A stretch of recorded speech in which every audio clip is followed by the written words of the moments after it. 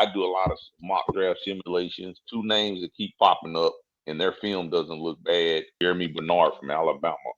He's about six. He's a 6 foot speedster. He's like right at 200 Okay. pounds. He's probably 200 pounds. I mean, he can fly though, and his game mirrors like a Deebo Samuel's. He does everything. He's kind of like a Swiss Army knife. They run a lot of jet sweeps to him. He took some direct snaps as Wildcat. He just does a lot of different stuff, and he's fast, and very athletic. I I like think that. he lit him up from right at 900 yards, and he came out of Alabama, so he's the SEC player, so he saw competition. Uh, the other guy is Jacobe Lane, big tall guy. Kind of game mirrors kind of Drake London, really tall. He's like I think I want to say he's like 6'4", not like fast. I can't tell how fast he is. Back to but Germie Bernard, he's in the 4'4". And this was last year, so he could cap out at the draft. He might move out where we won't even get a crack at him, but he keeps popping up. And like back to Jacoby Lane, big tall guy. His 40 time wasn't that fast. He kind of his game put you in the mind of Drake London. Don't know if we want two Drake Londons. Y'all already kind of pointed that out. Mm. Don't want him, but he is a huge possession receiver, big nice catch window.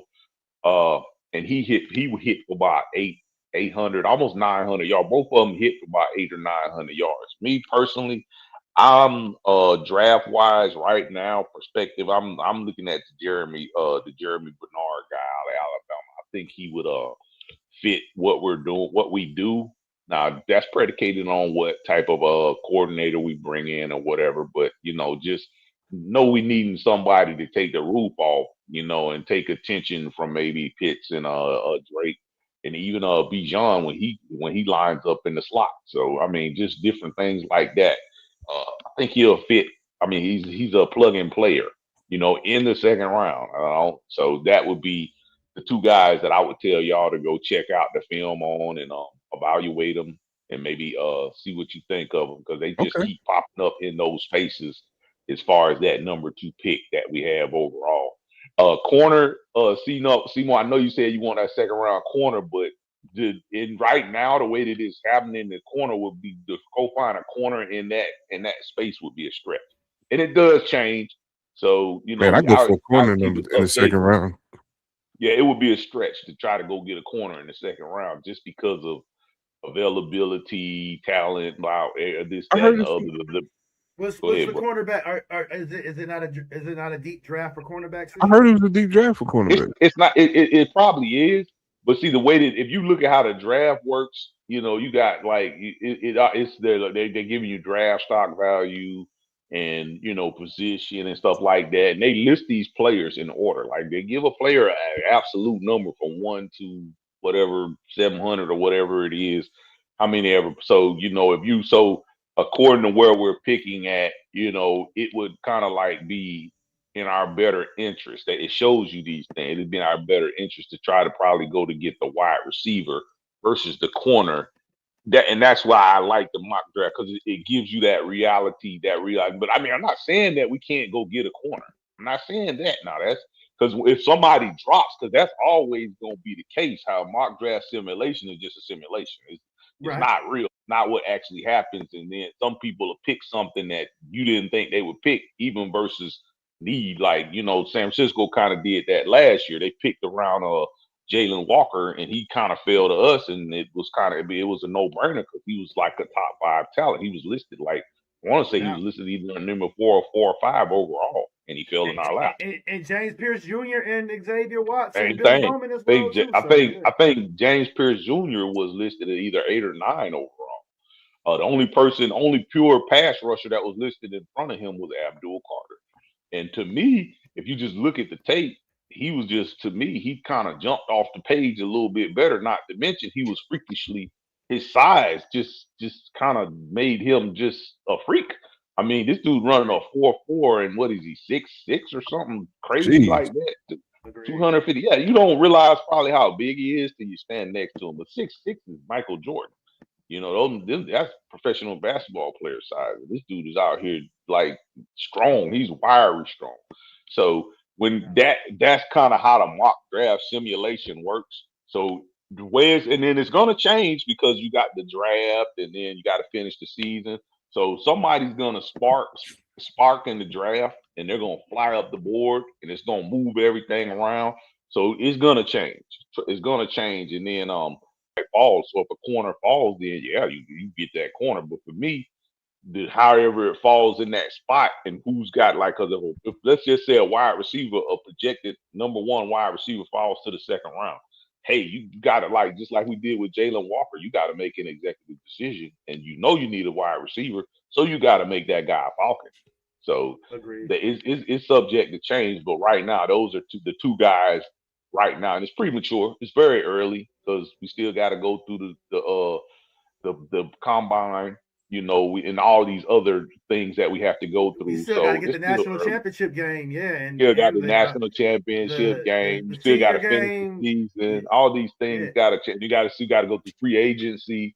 You see what I'm saying? So all that agreed. stuff is going way. But right now, just off the cuff, off of now, after I'm doing a simulation.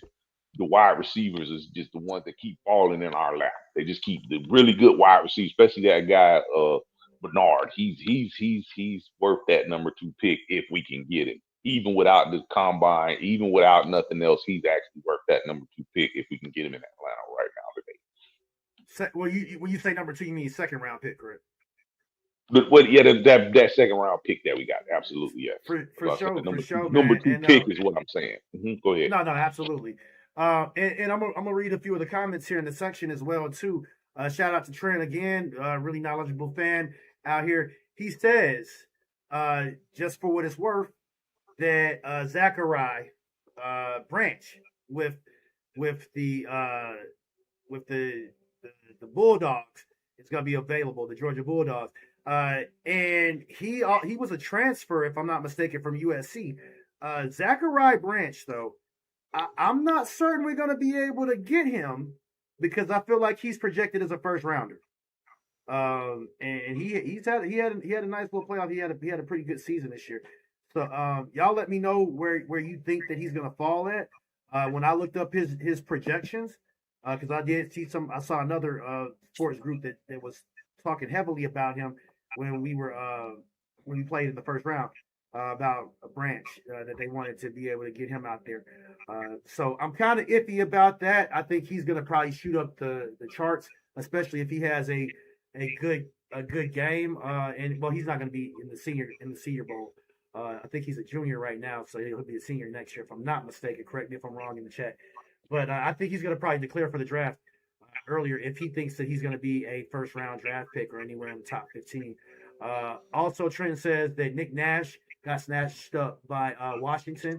I did see that earlier today. I forgot about that. Thank you for that, for your thoughts on that one right there. He says that Seals is just like Frank's former quarterback transition late from WVU, baby.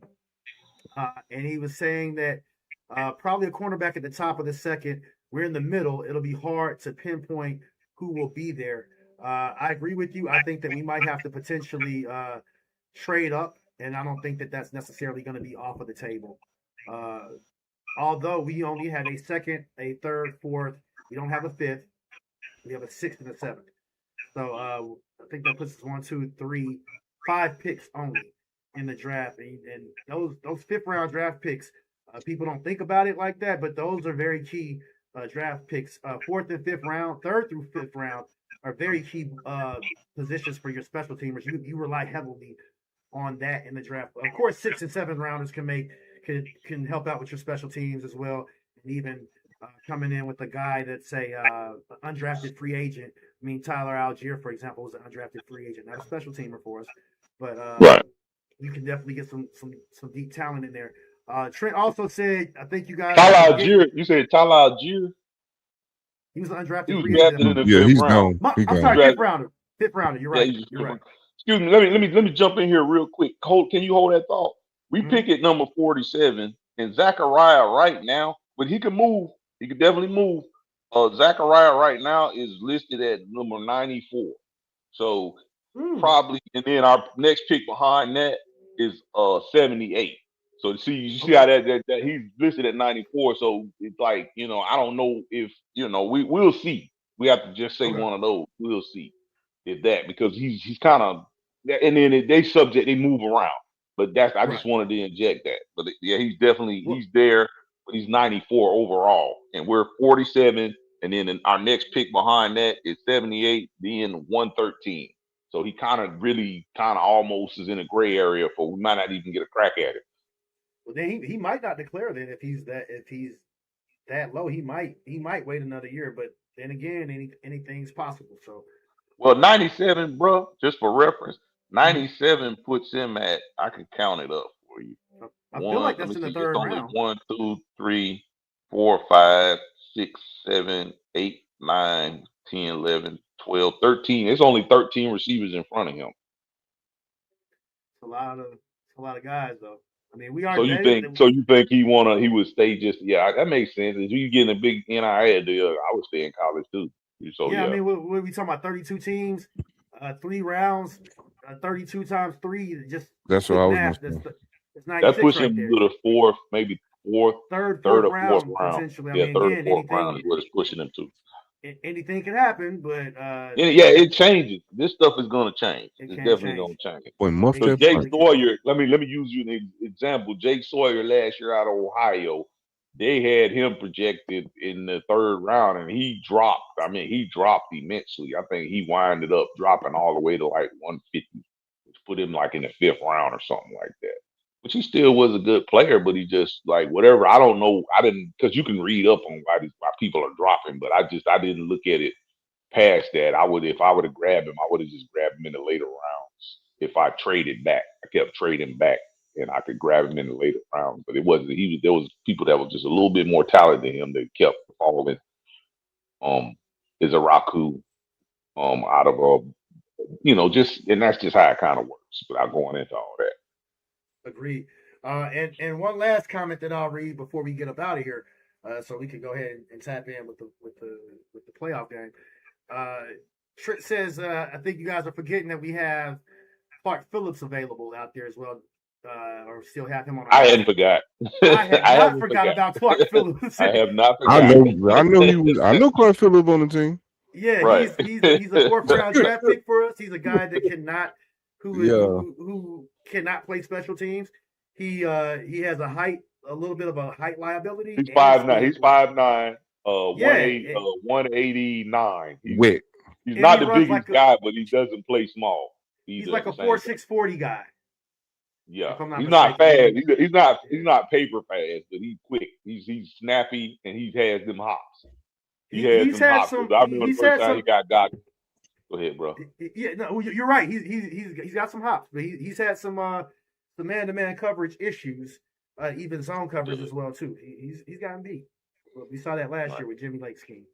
So Jimmy Lake, everybody got beat, because that's sort of why the whole Alfred kind of thing, because Alfred came in and he was playing pretty good, and all of a sudden everything kind of snowballed because everybody looked bad at Jimmy Lake off defense, because I was just a level of confusion that was unmatched with Jimmy Lake, and that's what I took out of it. It was just so much blown coverage, and it was so they got exposed in that Vikings game last year, not the year we just played, but the year before that Vikings game when Darnold just sliced us up.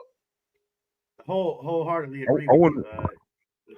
I want to say, keep in mind, guys. I know we're talking about getting a cornerback in the draft, but there's some free agents coming out. You got Jimmy Ward. Well, he was free safety, but you got Jamel Dean. No, with Houston. You got Jamel Dean. Yeah, you're right. Okay. But Jamel Dean was kind of scaring me at the end of the Bucs season because he was getting beat. Yeah, he got beat bad. All Man, those bro. Darius Slay, he out there. He a little old though, but he a little long in the tooth. You got some guys, Jonathan Jones. You got some guys that can complement. I guess you still go get you a cornerback and just develop them or whatever. But yeah, that's what I would be thinking too. And if it draft should be comfortable, so you should be BP. If I'm Atlanta, I go take a look at Greg Newsome. I like that. He nice. And think about it like this: we can get away with with stuff like this because we got good safeties. True We that. got And a good nasty safeties. pass rush too. A nasty And a pass nasty rush. pass rush. So man, you can kind of cheat. You know, you just need a guy that can play a little man here and there. You know what I mean? So, but no, yeah, that's a route. I mean, like you said, we got options. I kind of like being in this draft position. It'd been good to have a first, but it's cool. I'm cool with Pierce. He's pretty much better than anything coming out this year. And Watt. We got Pierce and we got Watt. Watts. I mean, you can't beat that. Mm-hmm. Watts is real nasty. I'm surprised he didn't make All Pro because he was leading our team in terms of the Pro Bowl votes over Jesse Bates. I would have expected that he would have made All Pro. And again, we didn't bring this up as a topic, but there were some people that I think me and you were talking about this, Smitty. Would you bring back Jesse Bates or would you cut him?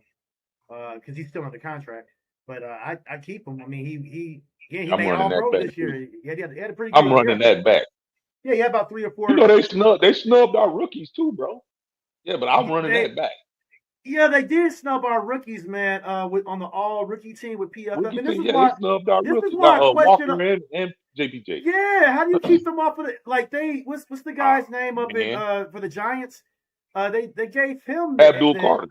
Abdul Carter. They gave him the edge as an edge defender on the all rookie team, and it's like, come on, bro. Like James Pearce Jr. Outperformed him. Definitely outperformed, and Jaylen Walker, in my humble opinion, too. But if you don't want to put Jaylen Walker on that team, you gotta put James Pearce Jr. on that all rookie team. Right. He led all rookies in sacks. Like that's just he should be That's a no-brainer. That's a no-brainer. Yeah. Abdul is that's hype because he was drafted. What was he, number 4 or 3 or whatever the hell it was? So, but I don't give a damn about none of that. And I think that's why they kind of passed on Walker too. I mean, so I'm saying Watt too because he's young. And I'm like, nah, don't do that. No, because those moments don't come around like that. And Watt did his thing. What, 5 interceptions as a rookie? That's crazy work, man. Get out! No, he's don't been great do as that. a downhill tackler. I'm telling you. Yeah, man, that tackling is man. Look, yeah, because I think Billy Bowman would have been in the same conversation. He stayed healthy without the Achilles. I think if Billy Bowman would have stayed healthy, he could have arguably became rookie of the year because he was leading the team in interceptions at the time that he got hurt. But I mean, he had one of the best man-to-man coverage scores of anybody in the league, and it's really hard to do that. Billy is him. Yeah, as a nickel guy because I mean you got a guy who has a two-way go. And they'll run the ball at you as well too. So you really have to be like a linebacker, safety, and a cornerback all in one. All in one. Yeah. So I think that unfortunately he's got that Achilles heel injury, and that's partially why I think we need to actually get us the cornerback because he's not going to be the same when he initially gets back. It takes at least a year to come back, and you're still not at 100% when you get back. Right. Because he had surgery, so yeah, you're right. You're right. It's going to take him a little while to turn that around. And that happened during the regular season. So, right. Just keep that in mind, guys. It happened early enough to where he could be back like next year, but he just, like you say, he going to be a little, you know, got to learn to trust that leg again. And sometimes you get hurt like that and then you jump out there like that, you overcompensate and then you wind up hurting something else. 100% agree. 100% agree. But, yeah, it's going to be a very interesting offseason, man. This Falcons team, we definitely have a lot of talent, and I think that for that reason, we are one of the premier destinations for any team, any coach in this league. And I like our chances out there of what we're going to be able to do. But, yeah, man, we're going to go ahead and get up out of here.